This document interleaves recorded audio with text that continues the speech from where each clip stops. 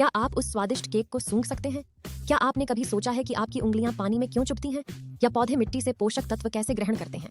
इन सभी चीजों के लिए विसरण, परासरण या सक्रिय परिवहन द्वारा पदार्थों के संचलन की आवश्यकता होती है। इस 2 भाग की श्रृंखला में हम यह पता लगाने जा रहे हैं कि कैसे परिवहन के इन 3 तरीकों का उपयोग करके कोशिकाएं उपयोगी पदार्थों को ग्रहण करती हैं और कचरे को हटाती हैं। पदार्थों का आदान प्रदान कोशिकाओं और उनके पर्यावरण के बीच कोशिका झिल्ली के पार।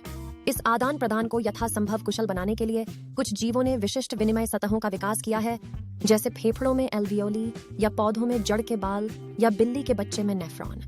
क्या आदान प्रदान किया जा रहा है और एकाग्रता ढाल वाली चीजें किस दिशा में यात्रा कर रही हैं? यह निर्धारित करेगा कि प्रसार, असमस या सक्रिय परिवहन का उपयोग किया जाएगा या नहीं। आइए प्रसार से शुरू करें।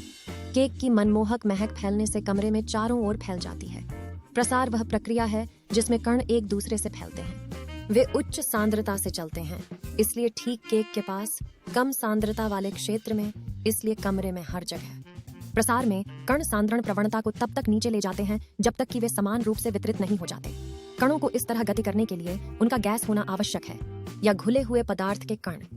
प्रसार पूरे प्रकृति में देखा जाता है और पदार्थों को कोशिका झिल्ली के पार कोशिकाओं में या बाहर जाने की अनुमति देता है, लेकिन उन्हें भंग किया जाना चाहिए और एक सघनता प्रवणता होनी चाहिए कि वे उच्च सांद्रता से कम सांद्रता की ओर जा सकें। फेफड़ों में गैस का आदान प्रदान होता है, इसलिए एल्वियोली से रक्त में ऑक्सीजन का जाना और रक्त से एल्वियोली में कार्बन डाइऑक्साइड दोनों ही विसरण के महान उदाहरण हैं। हवा से पौधों की पत्तियों में जाने वाली कार्बन डाइऑक्साइड भी विसरण द्वारा चलती है, लेकिन जरूरी नहीं कि यह गैस ही हो। बचे हुए खाद्य पदार्थ जैसे अमीनो एसिड छोटी आंत से रक्त में जाते हैं और विसरण द्वारा भी चलते हैं। आप प्रसार की सुविधा भी प्राप्त कर सकते हैं, जहां संचलन अभी भी सांद्रण प्रवणता के नीचे है, लेकिन संचलन को सक्षम करने के लिए विशेष वाहक प्रोटीन की आवश्यकता होती है। झिल्ली के पार जाने के लिए ग्लूकोज और आयनों को वाहक प्रोटीन की आवश्यकता होती है। ऑस्मोसिस प्रसार के समान ही है, लेकिन सिर्फ पानी के लिए। यह कोशिका के अंदर या बाहर पानी का संचलन है। फिर से, यह एक तनु विलयन से गति है, इसलिए पानी के अणुओं की उच्च सांद्रता सांद्रण प्रवणता के नीचे अधिक सांद्र विलयन की ओर। पानी के अणुओं की इतनी कम सांद्रता। पानी के अणु आंशिक रूप से पारगम्य झिल्ली में चलते हैं। पानी के अणु बेतरतीब ढंग से चलते हैं, इसलिए कुछ झिल्ली के पार वापस चले जाते हैं।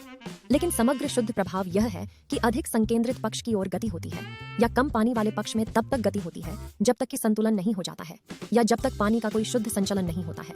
एक कोशिका के बाहर परासरण से बड़े परिवर्तन हो सकते हैं। पशु कोशिकाएं सिकुड़ जाती हैं और पादप कोशिकाओं में झिल्ली और साइटोप्लाज्म कोशिका भित्ति से दूर हट जाते हैं, जिससे कोशिका शिथिल हो जाती है। और अगर परासरण के कारण कोशिका में पानी की बहुत आवाजाही होती है, पादप कोशिकाएं सूज जाती हैं और फूल जाती हैं।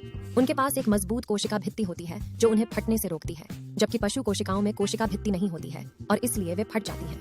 पौधों की जड़ों द्वारा पानी का अवशोषण और छोटी आंत और कोलन में पानी का अवशोषण सभी ऑस्मोसिस का उपयोग करते हैं।